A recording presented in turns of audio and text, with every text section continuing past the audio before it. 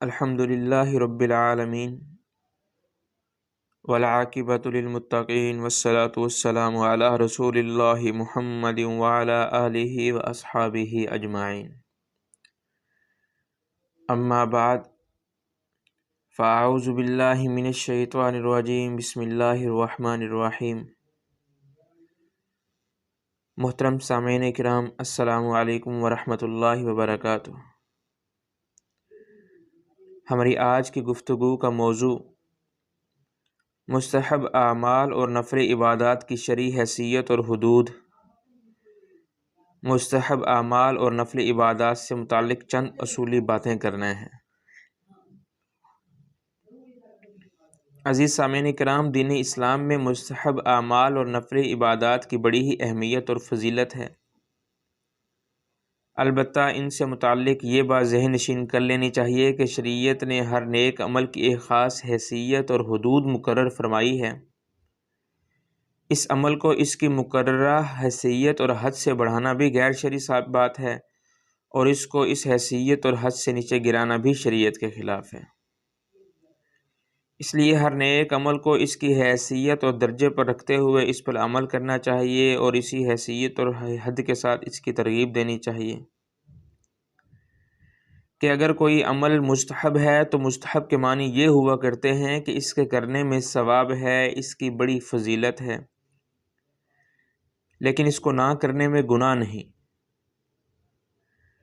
گویا کہ اس کو چھوڑنا بھی جائز ہے۔ اس کا تقاضا یہ ہے کہ اس مستحب عمل کا اہتمام ہونا چاہیے، بلکہ اس کی عادت بنا لینی چاہیے تاکہ اس کے فضائل و برکات حاصل ہوں۔ اب اگر کوئی شخص اس مستحب عمل کو اس کی اس حیثیت اور حد سے نیچے گرائے اور اس کو اہمیت نہ دے، بلکہ اس کو معاذ اللہ بیکار سمجھے، تو ظاہر ہے کہ یہ دین کا تقاضا نہیں ہو سکتا، کیونکہ اس مستحب عمل کی اپنی ذات میں ایک بڑی حیثیت، اہمیت اور فضیلت ہے۔ اس لیے یہ طرز عمل تفریط اور مبنی، غلط اور قابل اصلاح ہے۔ اسی طرح اگر کوئی شخص اس مستحب عمل کو اس کی مقررہ حد سے بڑھاتے ہوئے اس کو ضروری سمجھنا شروع کر دے، تو ظاہر ہے کہ یہ بھی دین میں اپنی طرف سے زیادتی ہے، کیونکہ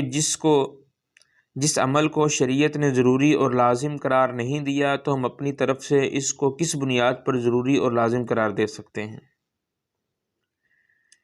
عزیز سامعین کرام، اس لیے مستحب عمل کو ضروری سمجھنا اور نہ کرنے والوں کو طعن و ملامت کرنا شریعت کے خلاف ہے، کیونکہ یہ ایک مستحب کام کو اس کی حیثیت اور حد سے بڑھانے کے زمرے میں آتا ہے۔ یہ طرز عمل افراد پر مبنی، غلط اور قابل اصلاح ہے۔ اس سے ان حضرات کی غلطی بھی واضح ہو جاتی ہے جو فرائض، واجبات اور مؤکدہ سنتوں سے زیادہ نفلی عبادات اور مستحب اعمال کا اہتمام کرتے ہیں۔ صرف وہ اہتمام کرتے نظر آتے ہیں۔ یہ غلطی اس لیے ہے کہ اس میں نفلی عبادات اور مستحب اعمال کو فرائض، واجبات اور مؤکدہ سنتوں سے زیادہ اہمیت دی جا رہی ہے۔ حاصل یہ ہے کہ مستحب اعمال اور نفلی عبادات اپنی ذات میں بڑی اہمیت رکھتی ہیں اور ان کے بڑے فضائل و برکات ہیں، لیکن ان کا درجہ شریعت میں سے مستحب کا ہے، جس کا تقاضا یہ ہے کہ ہر مومن کو چاہیے کہ اس کے معمولات میں مستحب اعمال اور نفلی عبادات کا بھی غیر معمولی یعنی بڑا حصہ ہو، لیکن ان کو ضروری بھی نہ سمجھا جائے اور عمل نہ کرنے والوں کو طعن و ملامت کا نشانہ بھی نہ بنایا جائے۔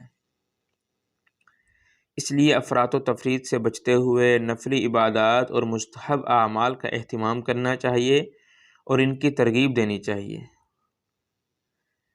یہاں تنبیہ کے طور پر ایک بات عرض کیے دیتا ہوں کہ اگر کوئی مستند شیخ اور مربی اپنے کسی مرید اور معتقد کو کسی مستحب عمل کا پابند بنانے اور اس کی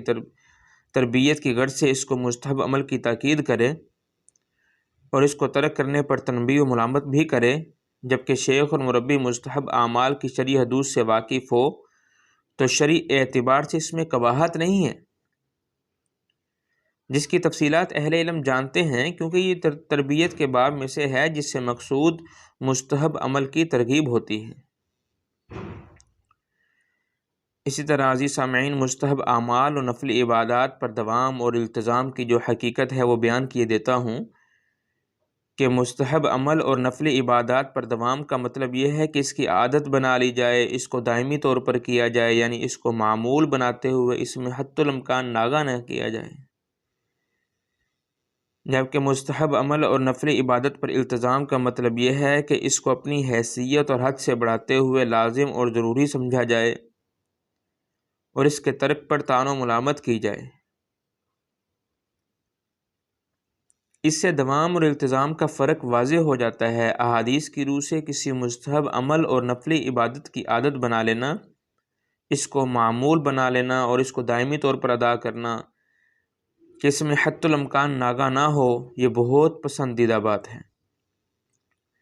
متعدد احادیث میں اس کی ترغیب دی گئی ہے، حتیٰ کہ کسی دن نفلی عبادت میں ناغہ ہو جانے پر کسی اور وقت میں اس کی تلافی کرنے کی بھی ترغیب اور ثبوت احادیث سے ثابت ہے۔ حقیقت یہ ہے کہ مستحب اعمال اور نفلی عبادات کی عادت بنا لینے کے بڑے ہی فضائل و برکات ہیں۔ گویا کہ مستحب عمل اور نفلی عبادت پر دوام اور ہمیشگی اختیار کرنا شریعت کی نظر میں محبوب و مرغوب اور مطلوب ہے،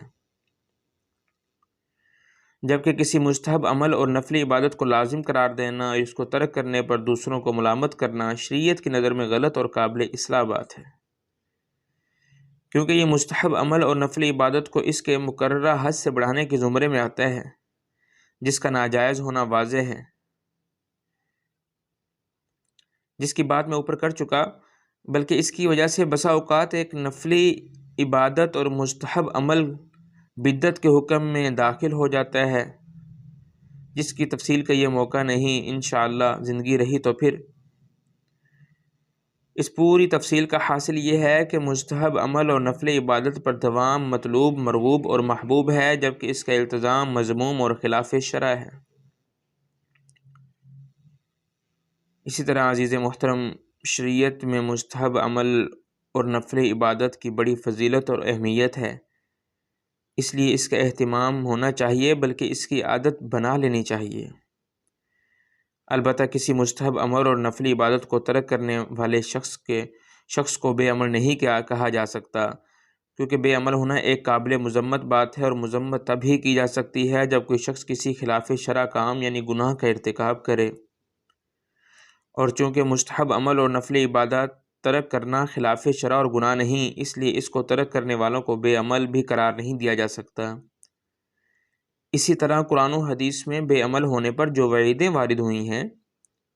وہ بھی ان پر لاگو نہیں ہو سکتی۔ اس کی مثال یہ ہے کہ اگر ایک شخص کسی دوسرے شخص کو نماز اشراق جیسی نفلی عبادت کی ترغیب دیتا ہے لیکن خود نہیں پڑھتا، تو ایسے شخص کو بے عمل نہیں کہا جا سکتا۔ البتہ اتنا ضرور ہے کہ بلا عذر مستحب عمل اور نفلی عبادت کا اہتمام نہ کرنا اس کے فضائل و برکات سے محرومی کی بات ہے۔ دعا ہے کہ اللہ تعالی ہمیں اس پر عمل کرنے کی توفیق عطا فرمائے۔ وآخر دعوانا ان الحمد للہ رب العالمین۔